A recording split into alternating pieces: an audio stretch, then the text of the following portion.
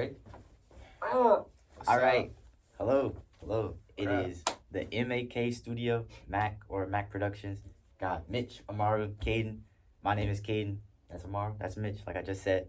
And so basically, we're all independent artists. You can call us struggling independent artists because I haven't made that much guap off music. I actually made $0. I made 17 cents off my album. $300 off music. Gotta clap it up for that. That's so much, yay. And so basically what we'll start is we'll just give a little bit about our background in music and we'll go from there. So Amar, you want to start? I don't know, man. I've been into Michael Jackson when I was like 6, and then I started making music on this app called Rap Fame. Started battling like older people and winning, and then I would just drop like acapella freestyles, and then I started dropping on SoundCloud. Started blowing up 2023. Did talent shows when I was younger, and here I am trying to freaking make it actually. That's all. Yeah.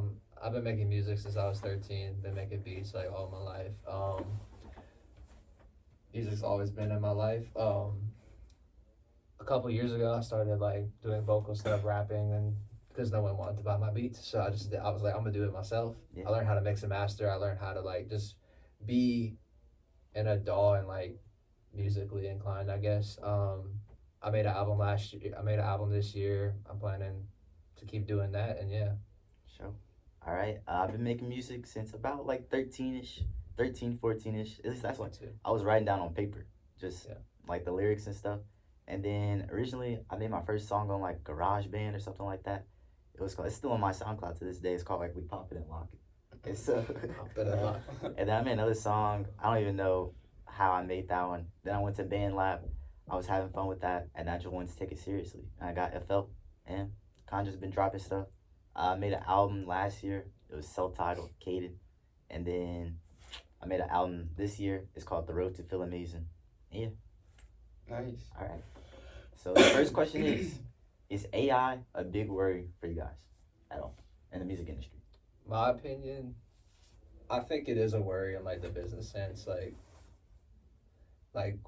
the big three are buying out Suno and all those things. Like that's a concern. But what I feel like we have a common culture as like creators that we all hate AI. Musicians hate AI. It's like everyone in here knows that this is bad. So I think if this like culture of like thought continues, I don't think that we as artists and the community of people that make music and our creators are going to let it take over. Yeah. I think we need to stay positive about it because a human can't replicate emotions like we can. Yeah. And people are like looking at AI right now and be like, yeah, like this is AI, this is crap. Like we shouldn't condone this. So I think I don't know. I'm looking at this from like a half glass full kind of way. Yeah. I think we'll be better than that. I think. AI. I feel like if you really want to take control over it, you can utilize it for your as a tool to go against AI. Like you can use AI as a tool against itself. Against AI. To start detecting AI. Okay. You could. It's all dependent on how you use it. Some people are actually using it as a form of creativity. I don't think it can be used like that because it's not even you. It's not organic. Yeah. I think people who use it deserve to be, lashed. Like making their own songs with it. And usually it's like not even people that make music. It's like businessmen that are just trying to make money. It's like they're not musically inclined at all. They're just doing it to make a buck. And I think it's starting to make the music industry kind of like a joke. Yeah. To everybody else. Like, come on, man.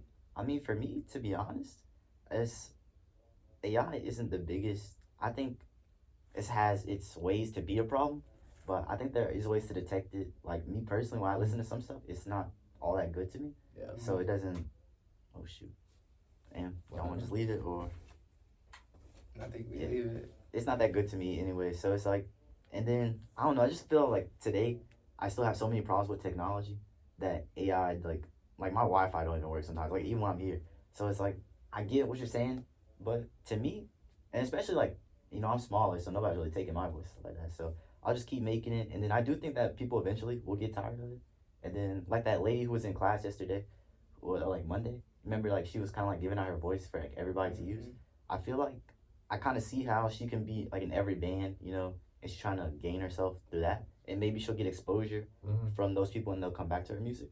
But then if you let everybody use your voice, it's kind of like if you let everybody have something, then what's the specialness about it? After a while, it's just gonna get bland, fade out. So that's what I personally feel. Right.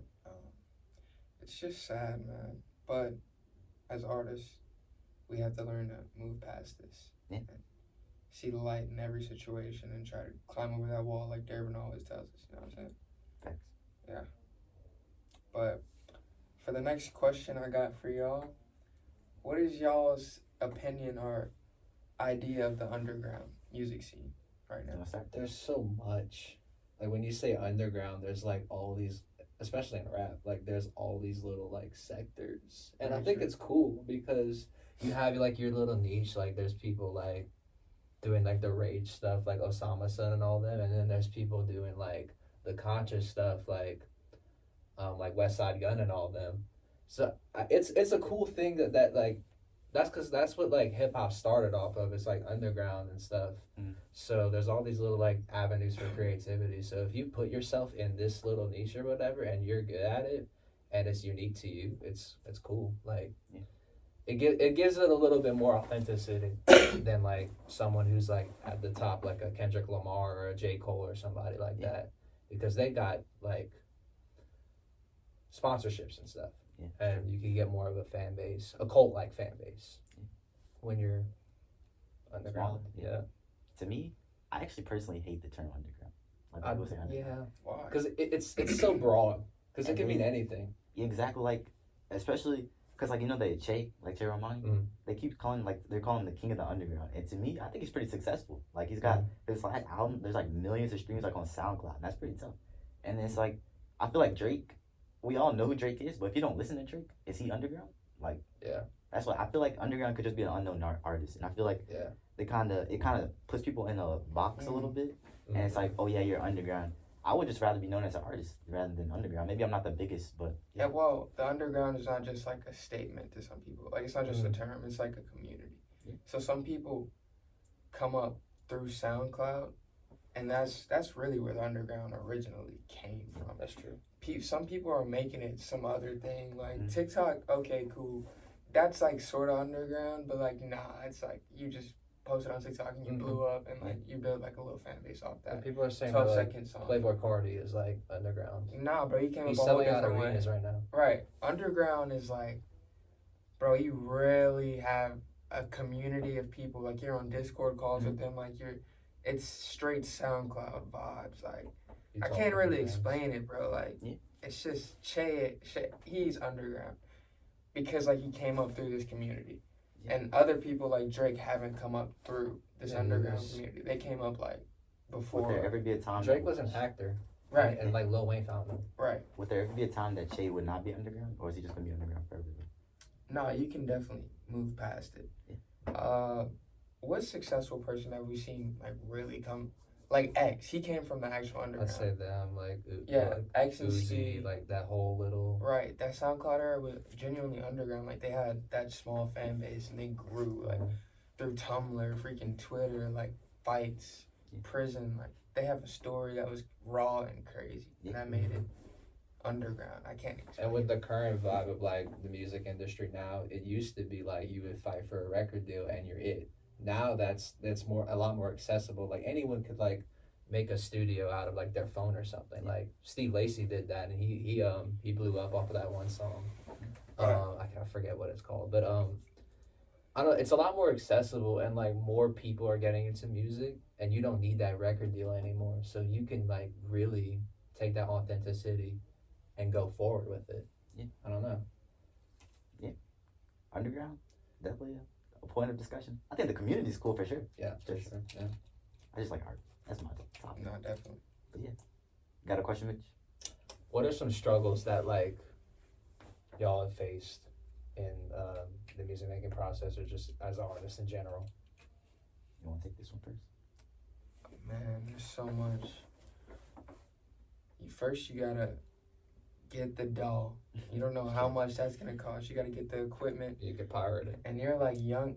Hey, I'm not gonna say nothing, but I already know for bro. everything, man. Bro, so you gotta find a way to get the equipment. You gotta learn how to mix. You gotta learn how to get beats, and you gotta make deep connections. You have to work so hard, especially when you're by yourself. Like, you have to make projects, songs. You have to make a storyline. You have to lose followers and see in real life people not actually support you, while more people through the net support you. It's like weird because you would think the people you see in person would support you more and want to see somebody from the area go up. But no, it's really not like that. You got to deal with the embarrassment. You got to deal with the days you don't get no streams at all. Like, the times you don't get anything and you're working so hard. You got to deal with living in this capitalistic society and working this 9 to 5 so you can support your dreams. But while you're working that 9 to 5, you're really like, damn, dude, I don't belong here. Like, true. A lot of self-doubt for sure. You have so much self-doubt, bro. There's so many things that could like tear you down and like really mess with your mental about it. But at the end of the day, the hard work pays off, and you know yourself that you care deeply about something, and you're passionate about it. Yeah. So you just got to keep that in mind. Not everyone can do this. Music is hard. Yeah. It's hard. I don't care what anyone says. It's hard. It definitely is. And it's a big dog versus a runt, and you got to be the big dog. You just got to keep going. Yeah. Like, that's it. I think exposure too is like one of the most difficult things. Right. Yeah. Because it's like, it's hard. Getting yourself out there is one thing, but then you have to convince yourself. You have to convince someone else to care about you. I know. And then it's like people go through so many avenues now. It's like I feel like a lot of artists, some of the music to me, like not everything is good, but it can get 10 times more plays than mine because, you know, they're doing something popular, trendy. Yeah. And I'm not doing that. So that one's tough too. But then making money, it's always tough. So especially in a creative field. So yes. The secret is like your character. Yeah. Your music can be so ass, or sorry, but like your character will make people automatically just want to follow you. Yeah, but especially with social media. Right. People care about an image rather than like the music itself. An image, it's right? Weird. And It's you can get into a whole nother debate about that, whether it's like people actually like the music or they just like you as a person. Like 6ix9ine, for example. Right. He was just. Not gonna lie, bro. Gummo was fire. It was fire, but like da. He was more famous because of his antics online. That's very true. Same and thing he controlled with, his narrative. Yeah. Like he would call DJ Academics and all the blogs and tell them about the story before it happened. Yeah. Like that's crazy to me. All right. So something I did read in this article is titled "The Changing Landscape of the Independent Music Industry: Struggle, Survival, and the Art of Adaptation." There's like a quote in here. I want to see what y'all think about it. They said, moreover, the ease of access to music has paradoxically devalued it. Do y'all believe in that or not really? Can you say that again? Like basically has streaming music, being able to stream whatever you want, whenever you want, has that devalued music? In a way. Yeah. There's something, I guess if you talk about like physical media, like CDs and vinyls and like even like the MP3 player like 10 years ago, there's something valuable about having like the physical media, and you have somewhat of a connection to it. Mm-hmm. When you have everything everywhere all at once, the value of like owning this thing that you like is kind of like undermined. Yeah, sure. I don't know. I think it makes it hard. It makes it easier to get exposure though. Oh yeah, like, that's true. So there's like pros and cons to it, but if you utilize, I know, because there's no money in it for real. Like there's no real money in it unless you get that right. You know what I'm saying? Take a timer. I don't know, man. I don't know. I mean, I like streaming music. I do. Yeah. I think we all have phones, so just pick whenever you want to listen to it. It's cool for sure. And I still like, you know, there's songs that I fell in love with, and like I personally don't really listen to vinyl and all that. Mm-hmm. So streaming is like my only way to listen to music. Yeah, me too. But so I wouldn't necessarily say, I think the value is all in the holder. Yeah. You know, whatever you feel about it. But for sure, it's just definitely very saturated. I know. You know? But like, so part of me wishes that I made music like 10 years ago or something, and I would sell CDs out the back of my truck. Yeah. You know?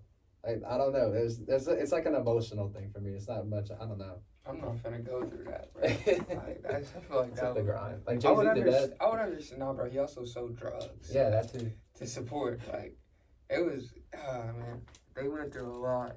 Yeah. To get there, I feel like it's way easier now. We have to utilize that.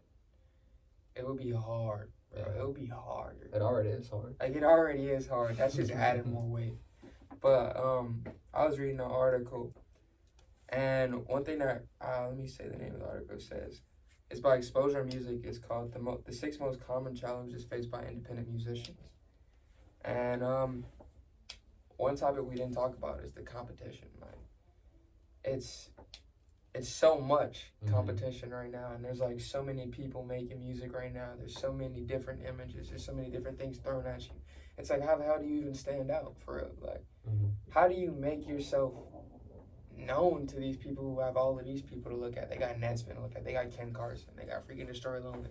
They got Cardi. They got YoungBoy. I don't know, bro. Like, it's like, damn.